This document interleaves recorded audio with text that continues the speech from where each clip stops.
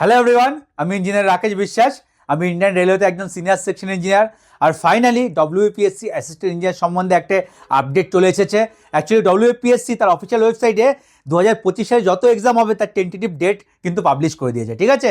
এবং নোটিফিকেশনটা আজকে সকালে ভাইরাল হওয়ার পর থেকে অনেকে ডাউট করছে যে এটা অথেন্টিক কিনা, কারণ তার মধ্যে আমরা দেখলাম ইঞ্জিনিয়ারিং সার্ভিসেরও কিছু কিছু ডেট দেওয়া আছে। কারণ পিএসসি তো ইঞ্জিনিয়ারিং সার্ভিস কন্ডাক্ট করে না, সেজন্য অনেক আমরা কনফিউশন থাকে। কিন্তু আমি সেজন্য অফিসিয়াল ওয়েবসাইটে চেক করলাম, তোমাদেরকে আমি খুলে দেখাচ্ছি ডব্লিউপিএসসির অফিসিয়াল ওয়েবসাইট। ডব্লিউপিএসসির অফিসিয়াল ওয়েবসাইট যদি তোমরা খোলো তাহলে দেখতে পারবে এই যেন ডব্লিউপিএসসির অফিসিয়াল ওয়েবসাইট, ঠিক আছে। এখানে যদি আমরা যাই, এখানে অ্যাডভার্টাইজমেন্টে গিয়ে অ্যানাউন্সমেন্টে যাবো। অ্যানাউন্সমেন্টে যাওয়ার পরে কিন্তু আমরা দেখতে পাবো সবার প্রথমে দেওয়া আছে annual calendar for recruitment examinations, ঠিক আছে। আমরা অ্যানুয়াল ক্যালেন্ডারটা খুলছি। এখানে অ্যানুয়াল ক্যালেন্ডার খোলার পরেই অ্যানুয়াল ক্যালেন্ডারটা খুলে যাক, ঠিক আছে। ডাউনলোড করেছি অ্যানুয়াল ক্যালেন্ডার। এবার অ্যানুয়াল ক্যালেন্ডার খুলে যাক, ওপেন হোক, তারপর আমি তোমাদেরকে খুলছি। এই যে আমাদের অ্যানুয়াল ক্যালেন্ডার ওপেন হয়ে গেছে, দেখো অ্যানুয়াল ক্যালেন্ডার এটা আমাদের, ঠিক আছে। তো অ্যানুয়াল ক্যালেন্ডার যদি আমরা নিচে যাই, আমাদের পেজ নম্বর আমরা কতই যাব, 5-এ যাব, ঠিক আছে। আমরা এই পেজ নম্বর 5-এ আমরা কি দেখতে পারবো, এই দেখো এক সেকেন্ড, এই পেজ নম্বর 5-এ ইঞ্জিনিয়ারিং সার্ভিস এক্সামিনেশন ডেট দেওয়া ছিল ইউপিএসসি যেটা কন্ডাক্ট করে। তো এটা থেকে অনেকে আমাদের কনফিউশন এসছে, অনেকে বলে যে ফেক কেউ বানিয়ে এটা আজকে শেয়ার করছে, কিন্তু একেবারেই নয়। এটা পিএসসি কেন দিয়েছে জানি না, কারণ পিএসসির সঙ্গে ইঞ্জিনিয়ারিং সার্ভিসের কোনো রকম কিন্তু সম্পর্ক নেই। চলো, এটা আমাদের কাজের বিষয় না, আমাদের কাজের বিষয় পেজ নম্বর 7-এ আছে। আমরা পেজ নম্বর 7-এ যাচ্ছি, ঠিক আছে। পেজ নম্বর 7-এ দিয়ে আমরা দেখি assistant engineer civil recruitment examination 2024, এটার সম্বন্ধে কিন্তু এখানে বলা আছে এক্সামটা কবে হতে পারে কি না হতে পারে। দেখো এর যে আমাদের ইন্ডিকেটিভ অ্যাডভার্টাইজমেন্ট বেরিয়েছিল 23/12/2024, এটা অলরেডি তোমাদের সঙ্গে শেয়ার করেছিলাম, এটা বেরিয়েছিল।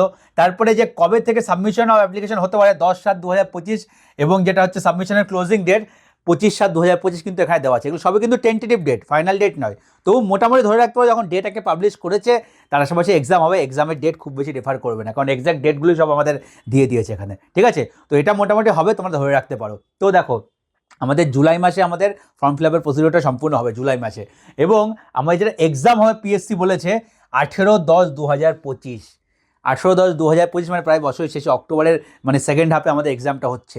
তো আজকের দিন থেকে যদি তোমরা ক্যালকুলেশন করো তোমাদের হাতে পড়ে আছে 9 মাস। এই 9টা মাস কিন্তু অনেকটা সময়, এবং যারা এখনও প্রিপারেশন শুরু করনি, প্রিপারেশন শুরু করতে ভাবছো, তাদের জন্য কিন্তু এটাকে সুবর্ণ সুযোগ। এখনও অনেক সময় দিয়েছে পিএসসি তোমাদেরকে। যারা এখনও ভাবছিলে যে হয়তো হবে না পারবো না, তাড়াতাড়ি 3-4 মাসে এক্সাম হয়ে যাবে, তারা এখন থেকে ভালো করে প্রিপারেশন শুরু করে দাও। 9 মাসে একটা এক্সাম ভালো করে রিটেন ক্লিয়ার করা একদম পসিবল, কোনো টাফ নয়। 9টা মাস তোমরা যদি শুধু ঘরে মন দিয়ে বসে পড়াশোনা করো অবশ্যই ক্লিয়ার করতে পারবে, ভালো স্কোর করে ক্লিয়ার করতে পারবে। শুধু তোমাদের কী করতে হবে, ভালো করে কনসেপচুয়াল ক্লিয়ারিটি রেখে টেকনিক্যাল পড়তে হবে। ডব্লিউপিএসসি এটা করে only technical exam, MCQ based, আর কিন্তু কোনো রাউন্ড নেই বা কিছু নেই, এরপরে ডাইরেক্ট ইন্টারভিউ, ঠিক আছে। অ্যাসিস্ট্যান্ট ইঞ্জিনিয়ার লেভেলে যদি কোনো এক্সাম ক্লিয়ার করা সহজ হয়ে থাকে ডব্লিউপিএসসি কিন্তু তার মধ্যে একটে, কারণ এমসিকিউ বেসড সম্পূর্ণ এক্সাম আর ফুললি টেকনিক্যাল, তোমাকে এক্সট্রা কোনো কিচ্ছু পড়তে হবে না। এত ভালো একটা সুযোগ মিস করো না। অ্যাসিস্ট্যান্ট ইঞ্জিনিয়ারকে খুবই বড় মাপের পোস্ট, ঠিক আছে। তোমরা যারা জানো লেভেল 10 ডাইরেক্ট অফিসার হিসেবে তুমি রাজ্য সরকার রিক্রুট হবে, ঠিক আছে। অনেকটা মানে রেসপন্সিবল পোস্ট, অনেকটা ভাইটাল পোস্ট, অনেকটা রেসপেক্টফুল পোস্ট, ঠিক আছে। তো চেষ্টা করো এই এক্সামটা এবছর সবাই ক্র্যাক করার চেষ্টা করো, এই সুযোগ কিন্তু তোমাদের বারবার আসবে না। 2020-তে লাস্ট এক্সাম হয়েছিল, ঠিক আছে, প্রায় 5 বছর পর আবার এক্সাম হবে। তো যারা এলিজিবল আছে 2024 যদি পাস আউট, সবাই এখন থেকে ভালো করে পড়াশোনা শুরু করে দাও। তো কী করে পড়াশোনা করবে কি না করবে, তাহলে তার সম্বন্ধে আমি ডিটেলসে তোমাদের একটু ডিসকাস করি, কী করে পড়াশোনা করবে কি না করবে, কোথা থেকে পড়বে সেটা তোমাদের সম্পূর্ণ পার্সোনাল ব্যাপার, আগে থেকে বলে দিচ্ছি, ঠিক আছে। কারণ আমি কোথা থেকে পড়বে কি না পড়বে, কোথা থেকে পড়া উচিত, এই নিয়ে আমি অলরেডি অনেক ভিডিও তোমার সঙ্গে বানিয়ে শেয়ার করেছি, নতুন করে তেমন কিছু বলতে চাই না। তবু চলো কী করে পড়বে কি না পড়বে তোমাদেরকে আইডিয়া আমি দিয়ে দিচ্ছি। তো তার জন্য চলো আমি আমার বোর্ড খুলি। আমি দেখো আমরা যদি ডব্লিউপিএসসি অ্যাসিস্ট্যান্ট ইঞ্জিনিয়ার জন্য পড়তে চাই, আমাদের হাতে এখন কত টাইম আছে, আমাদের হাতে টাইম আছে 9 মাস, ঠিক আছে। আমাদের হাতে টাইম আছে 9 মান্থ, ঠিক আছে। তার মানে প্রায় অ্যাপ্রক্সিমেট 270 দিন ধরে রাখতে পারো, 270 ডেজ, ঠিক আছে। 270 দিন আমাদের হাতে আছে। এবার তোমরা ধরো যারা মিডিওকার স্টুডেন্ট তাদের কথা বলছি, ঠিক আছে।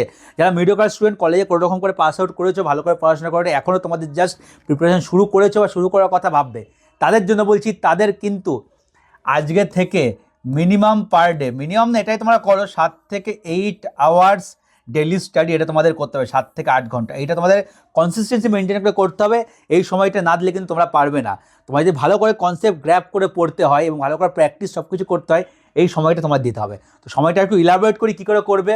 প্রথমত তোমরা কোথা থেকে পড়বে সেটা তোমাদের অলরেডি আমি ভিডিও বানিয়ে বলেছি, আর বলতে চাই না, তবুও একবার তোমাদের হালকার উপর দিয়ে বলে দিচ্ছি। দেখো, তোমরা যে কোনো টিচারের কাছ থেকে পড়তে পারো, যে কোনো ইনস্টিটিউটের কাছে পড়তে পারো, ঠিক আছে? বিভিন্ন ইনস্টিটিউট, বিভিন্ন টিচার মার্কেটে অ্যাভেলেবেল আছে, খুব বড় বড় ইনস্টিটিউট আছে, দিল্লি বেস, আমাদের পশ্চিমবঙ্গে অনেক বাংলা ইনস্টিটিউট আছে। কিন্তু এমন একটি ইনস্টিটিউট চুজ করো যেখান থেকে পড়ে, বা এমন একটি টিচার চুজ করো যে তোমাদের মিনিমাম 550 থেকে 600 আওয়ার্সের কন্টেন্ট দিচ্ছে, পড়াচ্ছে, এতটা সময় তোমাদের বোঝাচ্ছে। মানে এটা শুধু টিচারের কন্টেন্ট, টিচার এতটা সময় শুধু তোমাদের পড়ানোর জন্য ইনভেস্ট করবে, ঠিক আছে? এই সময়টা দিচ্ছে। কেন বলছি? একটা মিডিয়াম ক্যাটাগরি স্টুডেন্টের জন্য এই সময়টা দরকার, এতগুলো সাবজেক্ট গ্র্যাপ করে মাথায় স্টোর করার জন্য। এর থেকে কম সময় যদি কেউ পড়িয়ে দেয়, কেউ তোমার 250-300 ঘন্টায় পড়িয়ে দিল, সেটা তোমার ব্রেনের উপর দিয়ে চলে যাবে। যারা অনেক আগে থেকে ভালো করে পড়েছে, অলরেডি তারা একবার প্রিপারেশন নিয়ে নিয়েছে, যারা কলেজে খুব ভালো করে পড়েছে এবং সব কনসেপ্ট তাদের ক্লিয়ার আছে, তাদের জন্য 250-300 ঘন্টা সুইটেবল। যারা প্রথমবার পড়ছে তাদের এই সময়টা কিন্তু মিনিমাম লাগবে, ঠিক আছে? আমি এটা অনেক স্টুডেন্ট দেখেছি, আমাদের ব্যাচমেটদেরও দেখেছি, আমাদের সিনিয়রদেরও দেখেছি, আমাদের জুনিয়রদেরও দেখেছি। দেখে আমি বলছি যে এই সময়টা যদি তুমি ইনভেস্ট না করো, মানে তোমার টিচার যদি এই সময়টা তোমার উপরে ইনভেস্ট না করে, তাহলে সেই টিচারের কাছে না যাওয়াই বেটার, ঠিক আছে? বাকি তোমরা দেখে নাও, মার্কেটে অনেক টিচার আছে, তোমরা তোমাদের মতো একজন চুজ করে নিও, ঠিক আছে?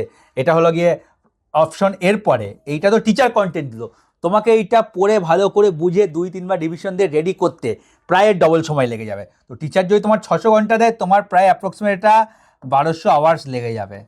1200 আওয়ার্স, 1200 থেকে 1250 আওয়ার্স লেগে যাবে তোমার এটা পড়ার জন্য, ঠিক আছে? এটা কি করলে? তুমি পড়লে, বুঝলে, থিওরি পড়লে, সঙ্গে স্যারের সঙ্গে যে স্যার অঙ্ক ক্লাসে প্র্যাকটিস করে সেই কোশ্চেনগুলো প্র্যাকটিস করলে, ঠিক আছে? এটা করলে, এটা করতে তোমার এই সময়টা লাগবে 1200 থেকে 1250 ঘন্টা। তোমাদের সম্পূর্ণ প্র্যাকটিক্যালি বোঝাচ্ছি, যতটা তোমাকে সময় ইনভেস্ট করতে হবে যে অ্যাসিস্ট্যান্ট ইঞ্জিনিয়ার হতে চাও, তোমাকে একটা তো ফুল প্রুফ প্ল্যান নিয়ে চলতে হবে। প্ল্যান না চললে তো হবে না, না? এই সময়টা দিতে হবে। এরপর এই সময়টা তুমি দেখো, পার ডে 270 দিন বেঁচে আছে, তার মধ্যে ধরে রাখছি 20 দিন তোমার এদিক সেদিক গেল, আমি এটাকে রাউন্ড অফ 250 দিনে করে নিচ্ছি। যদি 250 দিন তুমি করো এবং 1250 ঘন্টা যদি আমরা ধরি, তাহলে আমাদের কি হচ্ছে দেখো, 1250 ডিভাইড বাই 250, তো অ্যাপ্রক্সিমেট আমাদের 5 আওয়ার্স পার ডে। এই সময়টা শুধু আমাদের পড়াশুনোর পিছনে দিতে হবে। মানে তুমি যেই টিচারের কাছ থেকে বললে, টিচার পড়ালো, তারপরে তুমি সেই কনসেপ্টগুলো বুঝে ভালো করে নোট ডাউন করলে এবং বুঝলে, রিভিশন দিলে, এই সময়টা গেল তোমার, ঠিক আছে? তারপরে যাবে, আমি তো কী বললাম, তোমাদের প্রথমে 7 থেকে 8 ঘন্টা পার ডে বেসিসে তোমাদের পড়তে হবে। বাকি 2-3 ঘন্টা কী হলো? এরপরেও তোমার যদি অসুবিধা হচ্ছে, মানে তুমি কোশ্চেনগুলো আরও রিভিশন দেবে, মানে তুমি সাবজেক্টটা আরও নিজে থেকে রিভিশন দেবে, প্লাস যত এমসিকিউ প্র্যাকটিস আছে এমসিকিউ প্র্যাকটিস করবে। এবার এমসিকিউ প্র্যাকটিসের কথা বলছি, এরপরে আজ বাকি 2 ঘন্টা আছে, 2 থেকে 3 আওয়ার্স। এটা হবে কনসেপ্ট বোঝার পরে এমসিকিউ প্র্যাকটিস। এমসিকিউ, প্রথমে এমসিকিউ ধরে ধরে তুমি কনসেপ্ট বুঝতে যাবে না, কারণ অনেকে আমাকে এখনও মেসেজ করে জিজ্ঞাসা করতে চায়, ঠিক আছে? যারা আমার সঙ্গে প্রিপারেশন করছে তাদের মধ্যে 2-1 জিজ্ঞাসা করে যে কোন বই পড়বো, কী বই পড়বো, কোথা থেকে এমসিকিউ পড়বো, ঠিক আছে? যদি প্রথমেই তুমি এমসিকিউ পড়তে যাও, তুমি ভুল করছো, তোমার সেখানে কিন্তু এক্সামে তুমি ফেসে যাবে। তোমার এমসিকিউ পড়ে কনসেপ্ট বিল্ড করা তোমার কাজ নয়, তোমার কনসেপ্ট বিল্ড করে এমসিকিউ অ্যাটেন্ড করা কাজ।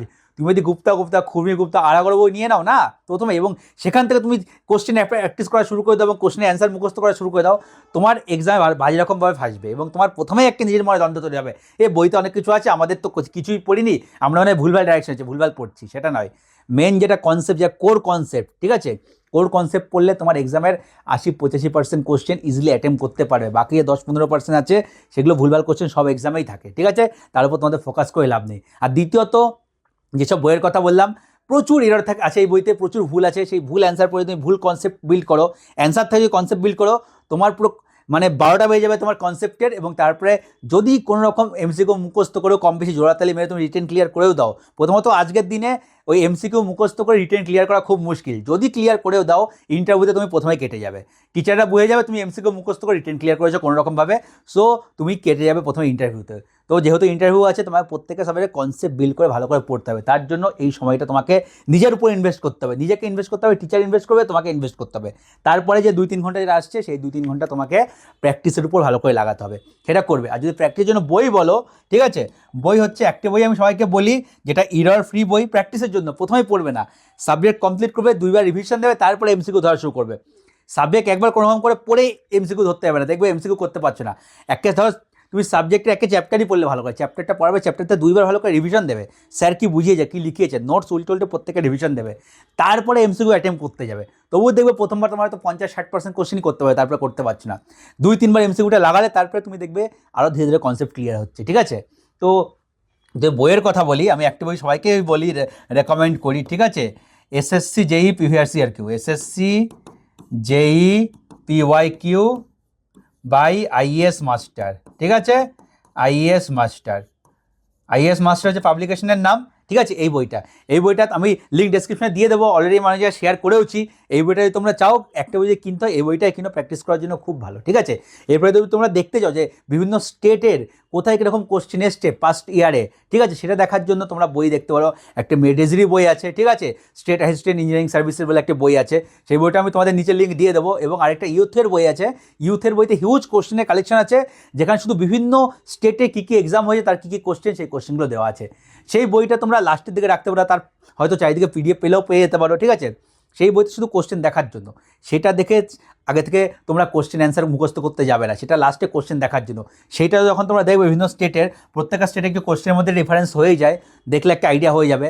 এবং তার মধ্যে প্রত্যেকটা কোশ্চেনের পেপারে তোমরা দেখবে 10 থেকে 15টা কোশ্চেন র্যান্ডম এসে, যার কোনো মাথামুন্ডু নেই, 10 থেকে 15টা কোশ্চেন ডাইরেক্ট মুখস্থ করা কোশ্চেন, ঠিক আছে। যেগুলো আসে সেগুলো মাথা ঘামিয়ে লাভ নেই। তোমরা যদি ভালো করে কনসেপ্ট পড়ো, তোমরা দেখবে 85টা কোশ্চেন তোমরা কিন্তু ভালো করে অ্যাটেম্প করতে পারছো। এটা অতটা বেশি মাথা ঘামিয়ে লাভ নেই।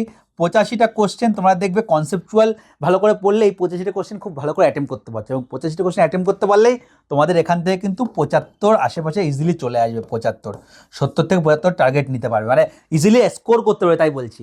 এবার কেউ বলতে পারে যে ডব্লিউপিএসসি জেই এক্সামে তো আমাদের কত কাট অফই গেছে জেনারেলদের 142, তাহলে আমাদের কী করে হবে?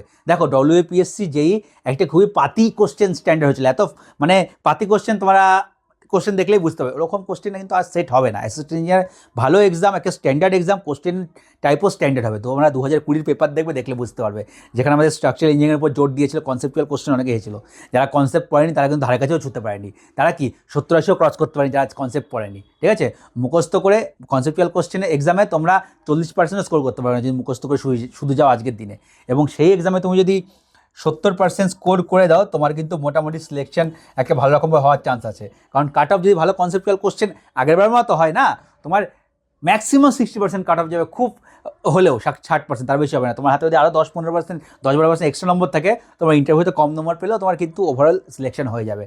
তো তোমাকে সবার আগে কনসেপ্ট ভালো করে বিল্ড করতে হবে। এই যে কোশ্চেনগুলো তোমরা এক্সট্রা দেখছো, এসএসসি জেইতেও পাবে প্রিভিয়াস ইয়ার কোশ্চেন পেপারে, যে কোশ্চেনগুলো দেখবে শুধু ডাটা মুখস্থ করার, তোমার নর্মাল নোটসে নেই, যেগুলো নোটসে নেই সেগুলো নিয়ে মাথা ঘামিয়ে লাভ নেই। কোনো টিচার যদি অতটা সময় তোমাকে পড়িয়েছে 600, 600, 450 ঘন্টা, তারপরেও তোমার নোটসে নেই, তার মানে ওটার উপর অত বেশি ফোকাস করে লাভ নেই।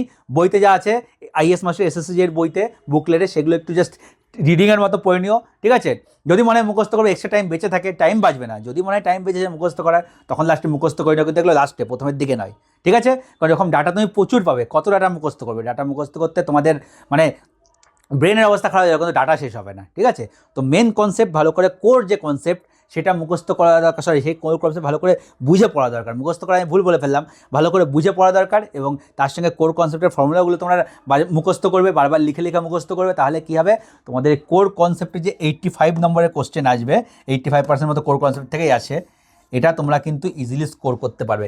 এর মধ্যে 25-30% তোমরা খুবই ইজি কোশ্চেন পাবে, যেমন যেইতেও পাবো ডাইরেক্ট কোশ্চেন, কিন্তু বাকি 40-45% কোশ্চেন যেটা তোমাদের সিলেকশন ফ্যাক্টর হয়ে দাঁড়াবে, সেটা কিন্তু স্ট্যান্ডার্ড কোশ্চেন করবে, ঠিক আছে।